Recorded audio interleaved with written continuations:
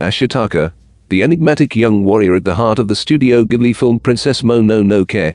According to Ghibli's official setting, he is a young man of the Amishi, a clan driven into hiding in the northeast after their defeat in the wars of Yamato. This is the detail of a fictional work, but both names point to something real. Yamato is an ancient place name for what is now Nara Prefecture, and Amishi was a term actually used to describe the peoples of the Tohoku region who refused to submit to the central government. And there is a figure, believed to have truly existed, who is said to have been the real-life model for Ashitaka. His name was Nagasunehiko. In the official chronicles, he appears as a rebel, a man who resisted Jimmu, the first ruler of the Yamato dynasty. But the picture preserved in the Izumo Kuden, the oral tradition of the Izumo clan, is very different. According to that tradition, he was a prince who fled east after the power struggle in Yamato and carried the culture of the Izumo kingdom with him into new lands. He was, in every sense, the last prince of a lost kingdom. In this episode, we trace the rise of new powers in Yamato, following the fracturing of the Izumo royal line in the 3rd century BCE, the inter-clan conflicts over Yamato in the 2nd and 3rd centuries CE, and the hidden history behind Jimmu's eastern expedition. What became of the Izumo kingdom, and what fate awaited Nagasunehiko, and the bloodlines of the Izumo royal house that survived. MythosJapan explores myths, legends, and folklore not as fiction, but as memories humanity left behind to face and dialogue with an unknowable world. Ashitaka's real-life model, the last prince of a forgotten kingdom, Izumo Kuden No. 5. In our previous episode, we saw how the 2 visits of Jofuku in the 3rd century BCE caused a fracture in the Izumo royal house, and how 2 new clans emerged from its ruins. In Tanba, present-day Kyoto Prefecture, Isotake founded the Yamato clan. In Tsukushi, present-day Saga Prefecture, in Kyushu, Hiko Hohodemi founded the Mononobe clan. Today, we pick up where that story left off, with the principal figures of the Izumo royal house and the generation that first moved into Yamato, present-day Nara Prefecture. According to the Izumo Kuden, the ancient Izumo kingdom was governed by a dual kingship system. In the 3rd century BCE, the senior king was Okuni Nushi, a figure we have introduced in earlier episodes. The junior king held the title Sukunahiko. We have noted that this title is reflected in the mythological figure Sukunabiko Na, but in practice, this junior king was known above all by another name. That name was Koto Shiro Nushi, an honorary title meaning the lord who makes things known through words. It expressed a principle of governance, not through force, but through language. He was also known as a man who loved fishing. His given name was Yare na Mitsumi, meaning the body of 8-fold waves. Together with Okuni Nushi's given name Yachihoko, meaning 8,000 spears, both names carry the sacred number 8, which held special significance in the Izumo kingdom. For more on this, see our previous episode. Here the mythology becomes layered. In the Japanese myths, the name Koto Shiro Nushi appears as a son of Okuni Nushi, presented as a separate deity from Sukunabiko Na entirely. In other words, a single historical figure has been divided into 2 distinct gods, one identified by his official title, another by his honorary name. And it is the descendants of this junior king, Koto Shiro Nushi, who would go on to open the next chapter of Japanese history. Then came a moment that changed everything. The senior king Okuni Nushi and the junior king Koto Shiro Nushi died at the same time. A catastrophic event that sent shockwaves through the royal house. Several of the consorts of the Izumo kings, unwilling to remain after what had happened, returned to their home territories. They were, after all, princesses from clans with bases far beyond the borders of Izumo. Among them was the consort of Koto Shiro Nushi, who returned to her family in Setsu, present-day Osaka Prefecture. The prince who accompanied her, Kushihi Kata, would become the first pioneer of Yamato. At that time, Yamato, present-day Nara Prefecture, was little more than wetland, with seawater penetrating deep into its interior. An uninhabitable place by any standard. Yet Kushihi Kata saw its potential. With drainage and land reclamation, it could become a vast agricultural plain. And so he set to work. In time, other descendants of the Izumo royal house followed, drawn by what he was building. Meanwhile, in Tanba, Isotake the Yamato clan, the son of the Izumo royal house and Jofuku, took as his consort a princess of the Mononobe clan, the younger sister of Hiko Hohodemi. Their son was Murakumo.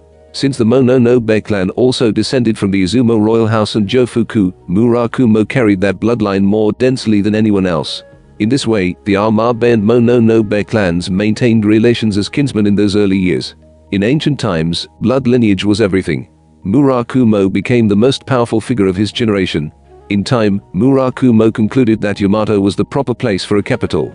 He moved there, introduced wet rice cultivation, and earned the deep respect of the people. The princes of the Izumo royal house, including Kushihi Kata, welcomed him as a kinsman and acknowledged him as a leader of the first rank. Backed by the descendants of the Izumo royal house, Murakumo assumed the seat of the first great king of Yamato. He took Tatara Suzuhime, the younger sister of Kushihi Kata, as his consort, and together they built a formidable dynasty. His children in turn inherited the throne. The great royal house of Yamato had begun through the union of the Yamabe clan and the Izumo royal house. The custom of taking consorts from the Izumo line deepened that bloodline further with each generation. So thoroughly was Yamato shaped by Izumo that it was regarded, the oral tradition tells us, as a second Izumo kingdom, a new center for the Izumo world. But time moved on. By the 2nd century CE, internal conflict had begun to fracture Yamato from within. The Mononobe clan of Kyushu saw their opportunity and launched their first eastern expedition. Their motivation was clear. The Mononobe too carried the blood of the Izumo royal house and Jofuku, yet in Yamato, it was the lineage of Murakumo, backed by the Izumo royal house's descendants, that had monopolized the throne for generations. The Mononobe, based in Kyushu, had been shut out of that power entirely. Only by seizing Yamato could they claim dominion over the Japanese archipelago. A fleet set out from Kyushu, but there was someone waiting for them. His name was Nagasunehiko, a man of standing who carried the blood of both the Yamabe clan and the Izumo royal house. He is said to have been the heir apparent to the throne of Yamato.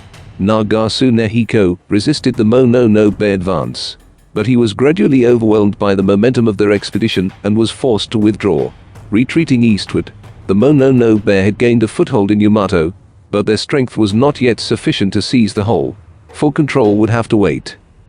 In the 3rd century CE, the Mononobe clan launched their second eastern expedition, this time in alliance with the Usa clan, a powerful force with deep roots in present-day Oita Prefecture Kyushu.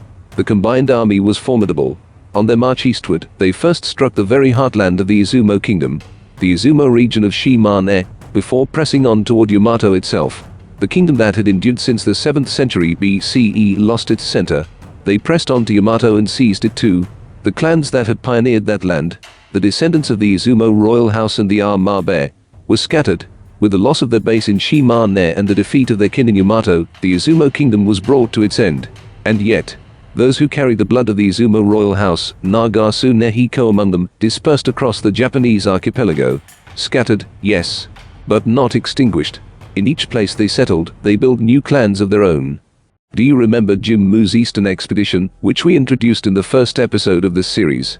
The myth that tells of Jimmu advancing eastward from Himuka, present-day Miyazaki Prefecture Kyushu, to Yamato, defeating the indigenous resistance led by Nagasunehiko, and becoming the first ruler of the Yamato dynasty. You may have already seen it.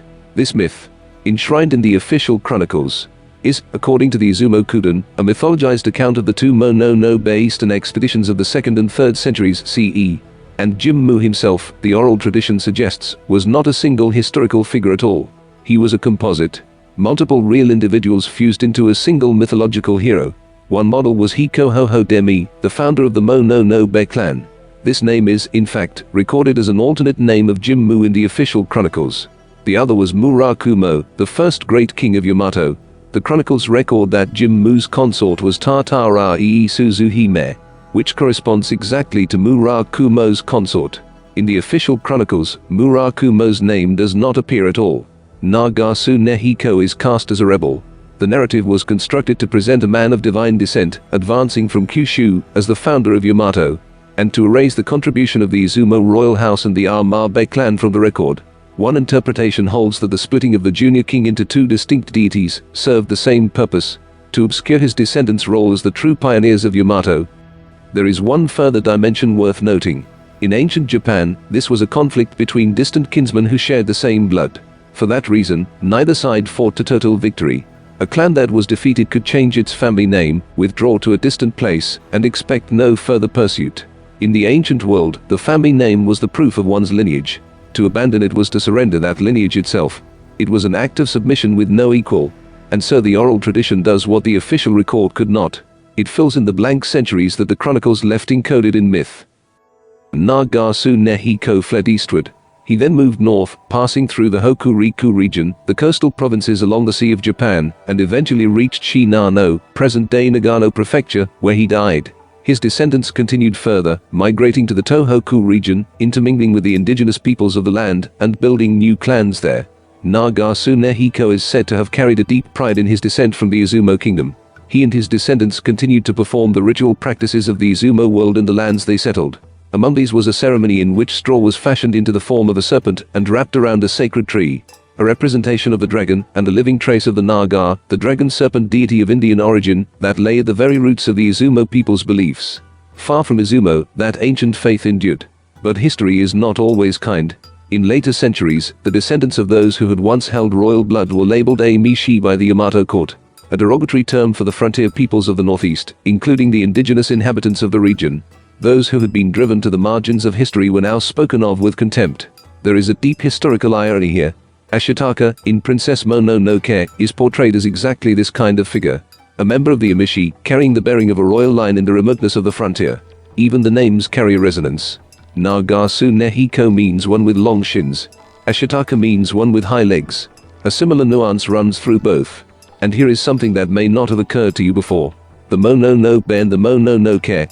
The words sound remarkably alike, do they not? The word mono is ancient.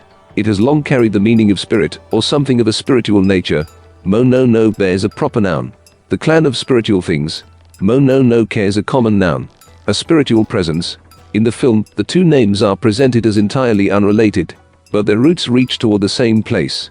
In Japan, nature has long been understood as something imbued with spirit. Seen in this light, Princess Mononoke, the title itself, carries a particular resonance. The princess of the spirit that is nature. What became of the Mononobe clan after they marched into Yamato? Did they succeed in claiming the throne of the great king? In fact, the struggle for power in Yamato continued long after the eastern expeditions. It took the form not of open warfare, but of political rivalry between clans. Then in the 6th century CE, the Mononobe clan were defeated and greatly diminished by a rising clan. The Soga, and the Soga too, were descendants of the Izumo royal house and Jofuku. Among the scattered descendants of the Izumo kingdom, there were also those who took a very different path from Nagasunehiko. Some withdrew deep into the mountains, settling in hidden villages and quietly preserving their clan from the shadows. From lineages such as these, the oral tradition tells us, there eventually emerged a group that would shape history from the shadows. That group was the ninja. The ancestors of the ninja, it is said, came from precisely these hidden remnants of the Izumo kingdom. We will be covering the history and legend of the ninja in a future video, so please look forward to that. And then there are the two kings who gave rise to so many of these clans.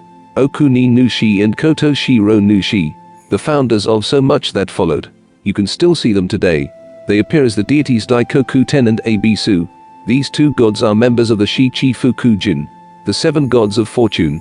A group of deities whose veneration became enormously popular among ordinary people during the Edo period, 1603 to 1868 CE, and who remain beloved symbols of good fortune to this day. Among the 7, Daikoku Ten and Abisu are particularly often depicted and enshrined together as a pair. In fact, each of them is identified with one of the 2 Izumo kings. Daikoku Ten originally entered Japan through Buddhism as Mahakala, a deity of Indian origin.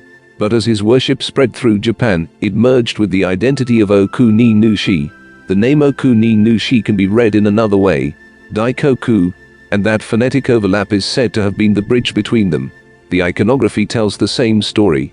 The great sack, the mallet, the bales of rice that appear in images of Daikoku Ten, all evoke the clearing of land and the abundance of the harvest. The very achievements that defined Okuni Nushi, Abisu, on the other hand, originated as a folk deity among fishing communities, a god of the bounty of the sea, and Koto Shiro Nushi was known, among other things, as a man who loved fishing. That image carried over, and the two became identified as one. One interpretation holds that descendants who still carried the memory of Izumo, unable to record it openly, found a way to preserve the identity of their great ancestors within the living fabric of popular belief. And so the memory survived, encoded not in chronicles but in devotion. 2 gods still visible today. And in the faith of ordinary people, a memory that left no written record continues, even now, to speak. That is the broad outline of the inter-clan conflicts of ancient Japan. Conflicts that were encoded into myth. The Izumo kingdom fell. But its descendants, like the noble Ashitaka himself, did not disappear. They built new lives in new lands and carried what they remembered with them. But there is one important detail we have deliberately set aside for now, to be returned to in the next episode. That detail is the Yatagarasu, the sacred crow said to have guided Jimmu on his eastern expedition. This mysterious bird is also deeply connected to one of the greatest mysteries of ancient Japanese history, the enigmatic shaman queen, Himiko. And behind the two eastern expeditions lies another question. Why, after all of that, did the Mononobe clan ultimately fail to hold Yamato? The key to that mystery is sun worship. Next time, we will examine the true identity of the sacred crow, explore the world of the shaman queen Himiko, and uncover the deeper story behind the first Mononobe Eastern expedition. Next episode, was Japan's shaman queen a traitor's sister? The sacred crow's true identity, Izumo Kuden number 6. We hope you will join us. How did you find this episode? If there was something that struck you, or a question it left you with, please leave a comment. Your thoughts help shape our future videos. If you found this compelling, please subscribe and leave a like.